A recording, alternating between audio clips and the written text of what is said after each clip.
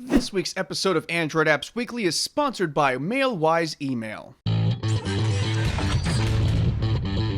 Hello again, ladies and gentlemen, I'm Joe Hindi, the Android Authority app guy, and welcome back to Android Apps Weekly. Let's get right into those headlines, and this week we get to talk about Apple. I know, it's a little weird for me too.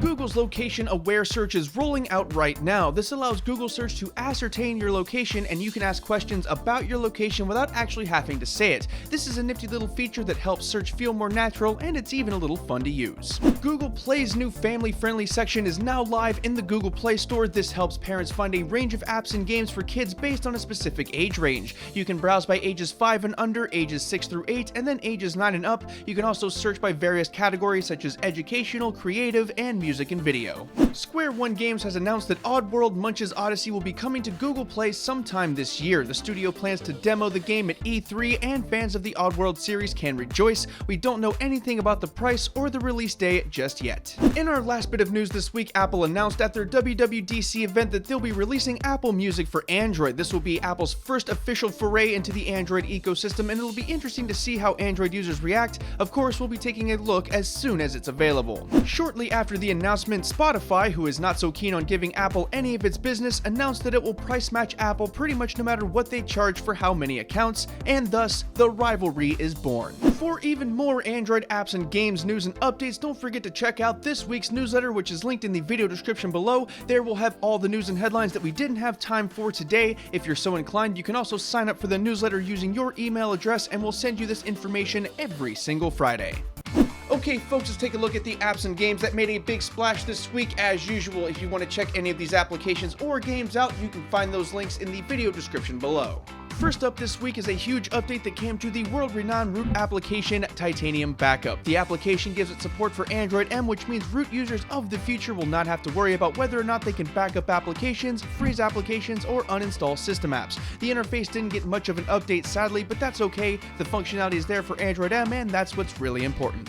Machinima is one of the most well-known sites for gamers. They feature gameplay videos, comedy videos, and original content. They just released their official Android application, and it's actually pretty good.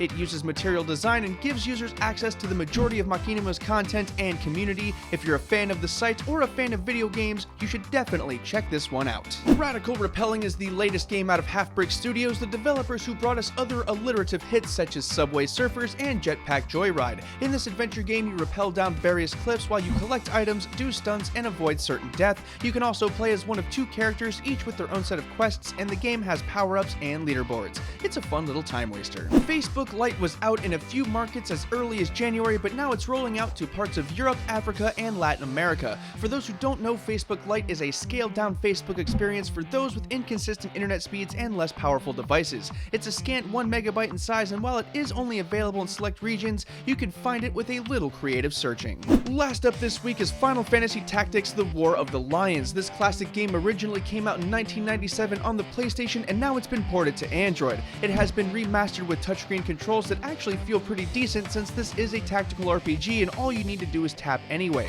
It also features a deep storyline, cutscenes, and more. There have been a few release day bugs, and the text is a bit small, but otherwise it plays really well. There are also no in-app purchases.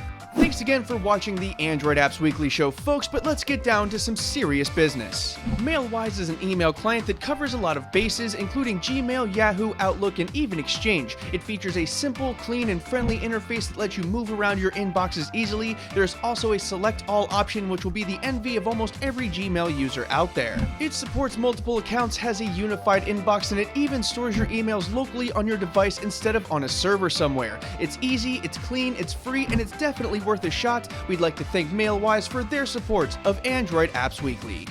Once again, I'm Joe Hindi, the Android Authority app guy. While you're here, why not subscribe to the Android Authority YouTube channel? If you're hanging out for a minute, we have a couple of awesome videos for you to watch right over there, and they're also linked in the video description below for you folks on mobile. Finally, don't forget to check out the written companion, which is in the video description below, and don't forget to sign up for that newsletter. As always, thanks for watching, everybody, and have a wonderful day.